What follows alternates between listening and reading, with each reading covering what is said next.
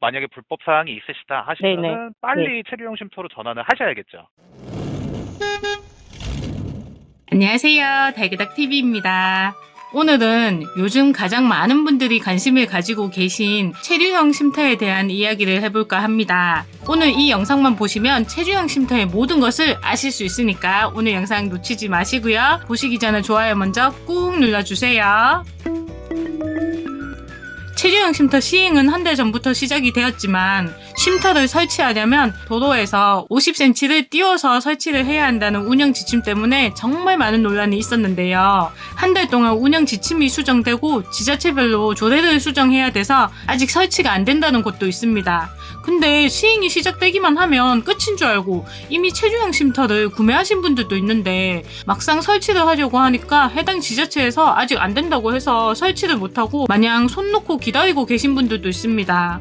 현재 체류형 쉼터 설치의 정확한 기준은 무엇인지, 설치를 하려면 정확히 어떤 순서로 해야 하는지, 어떤 걸 주의하고 확인하면 좋은지 지금부터 저랑 함께 천천히 살펴보겠습니다. 지금 보시는 자료가 농촌 체류형 쉼터의 운영 지침이 수정된 내용인데요. 이 자료는 현재 농식품부에서 확인할 수 있는 자료가 아닌 서울정보소통광장 홈페이지에서 확인할 수 있는 자료입니다. 운영 지침을 수정한 배경으로는 농촌 체류형 쉼터 및 부속시설을 진입로 연접 설치로 제한을 했었는데 현장 적용이 너무 제한적이고 교통량이 많은 도로를 접한 경우에 사고 위험 등의 의견 반영을 했고 기존 지침이 시행규칙의 규정을 넘어서 국민의 권리를 제한한 것으로 농촌 체류형 쉼터의 민원 해소 및 활성화를 위해 시행규칙과 당초 취지에 부합하는 범위 내에서 수정이 필요했다고 합니다. 운영 지침 수정 전과 바뀐 건 도로와 관련된 부분입니다.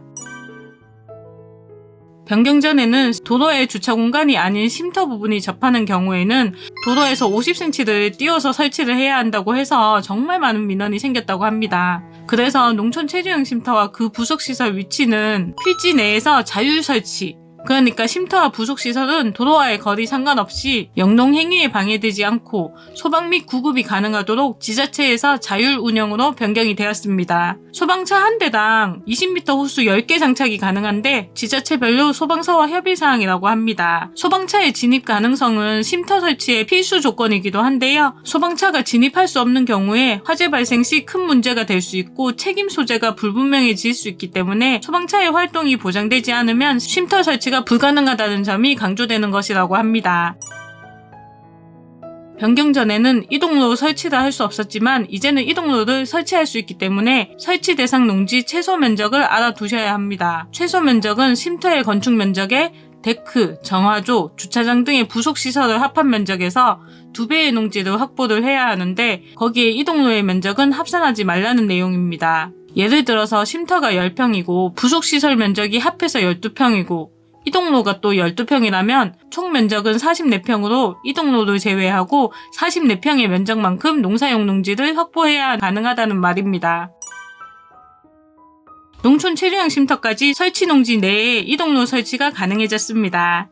농지의 형질 변경을 하지 않는 범위 내에서 잡석포설, 잔디블럭 등으로 설치가 허용된 것인데요. 단 콘크리트 등의 포장은 불가하다는 방침입니다. 농지 내의 이동로의 경우 잔디블럭이나 잡석포설이 가능한 게 주차장과 동일 조건인데요. 그렇다면 굳이 주차장을 설치할 필요가 있을까요? 진입로에는 주차를 할 수 없다는 규정도 따로 없고 진입로의 폭이 최대 얼마까지 가능한지도 명시되어 있지 않기 때문에 이것도 지자체에서 조례 등으로 규정해야 할 것 같습니다. 지금 당장은 가능하다고 했다가 또 운영 지침이 변경이 되면 다시 또 원상복구를 해야 하는 불상사가 생길 수도 있지 않을까 살짝 염려가 되기도 합니다. 자, 이제 이렇게 새롭게 수정이 된 운영 지침은 확실히 알겠고 시골살이 카페나 블로그, 밴드들을 보면 많은 분들이 아직 기준이 혼동이 된다고 물어보시는 것들이 많으신데요. 가장 많이 물어보시는 내용들을 한 번 더 정리해 보겠습니다. 단독주택의 주택용 소방시설과 같이 쉼터에도 설치 기준을 적용해야 하는데요. 첫 번째, 소화기를 세대별, 층별 1개 이상 설치해야 됩니다. 두 번째, 연기 등으로 화재를 감지하면 자체 내장된 전원으로 음향장치가 작동해 경보음을 울려 신속하게 대피할 수 있게 하는 장치인 단독 경보형 감지기를 방마다 모두 설치해야 합니다. 한 필지 내에 체류형 쉼터와 농막 동시 설치가 가능합니다.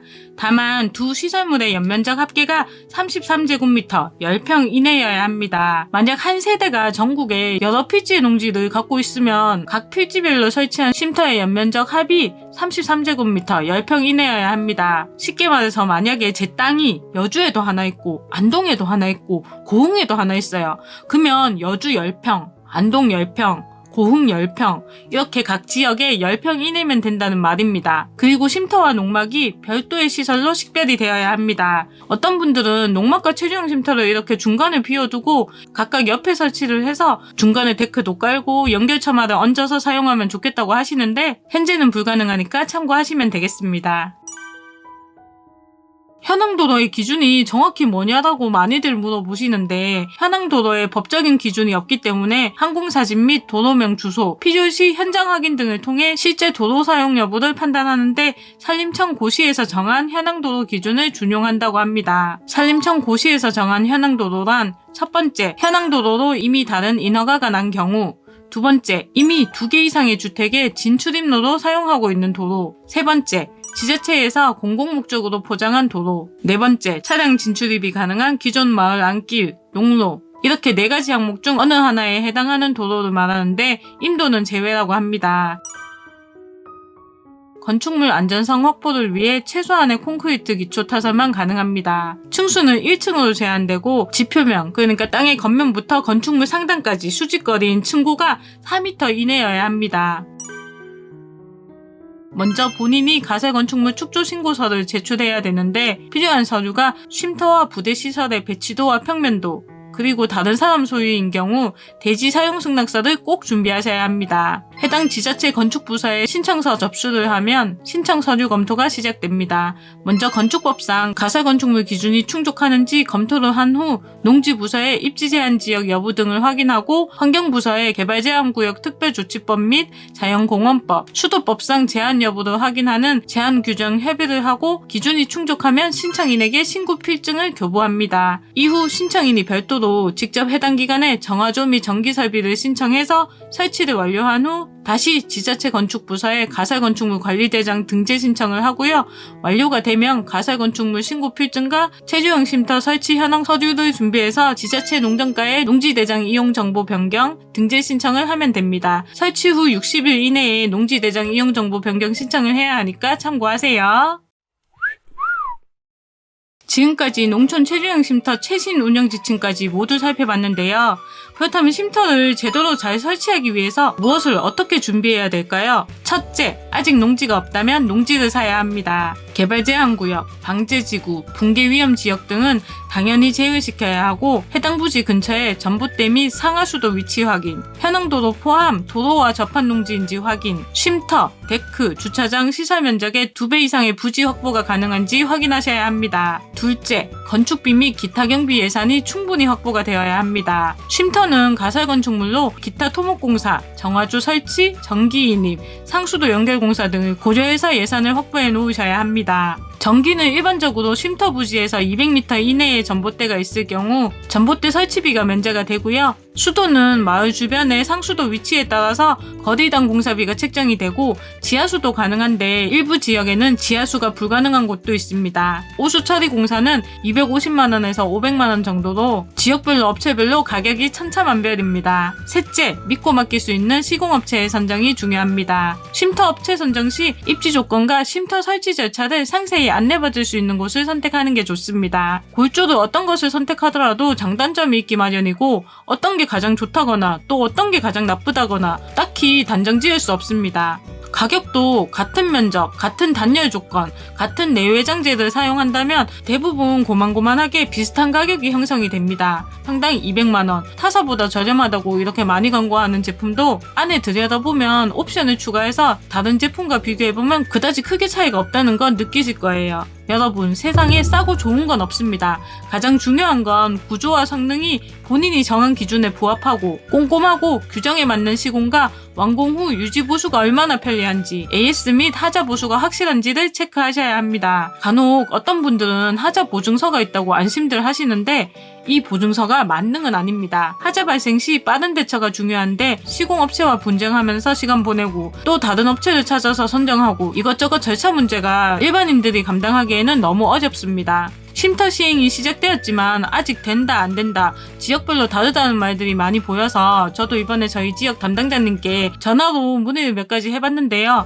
저희 지역은 쉼터 설치 신청이랑 농막을 쉼터로 전환하는 거 모두 신청을 받고 있다고 하시더라고요. 농막 가진 사람들이 체류용 네. 쉼터 지금 전환하려면 어떤 절차로 전환이 되는 거예요? 기존 농막은 취소 처리를 하고요. 그 다음에 이제 신규로 체류용 쉼터로 축조 신고를 하시는 거예요.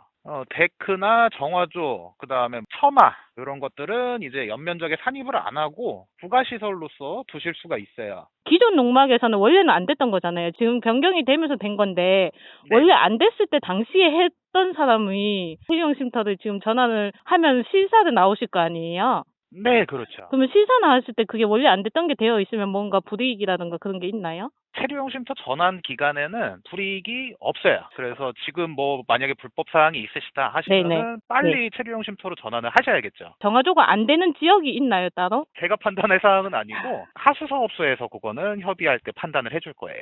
그러면 무조건 이제는 본인이 농지를 가졌으면 농막을 체류용 쉼터로 전환한다든지 체류용 쉼터를 설치를 한다든지 하려면 무조건 이 농지에 되는지 안 되는지 허가 여부를 먼저 문의하는 게 빠르겠네요. 네, 그게 나으시고 아무래도 네. 그다음에 농지대장의 소유자랑 네. 건축주랑 같으셔야지 좀 편리하실 거예요. 저희 달씨님들은 모쪼록 신중하고 꼼꼼하게 검토해 보시고 조금이라도 모르겠는 게 있으면 해당 지자체에 문의를 먼저 꼭 해보시는 걸 추천드립니다. 오늘 영상은 여기까지고요. 앞으로도 새로운 소식들이 나오면 발빠르게 전해드릴 테니까 아직 구독 안 하신 분들은 구독 꼭 해주시고 좋아요도 눌러주시고 댓글로 많은 응원 부탁드리겠습니다. 감사합니다.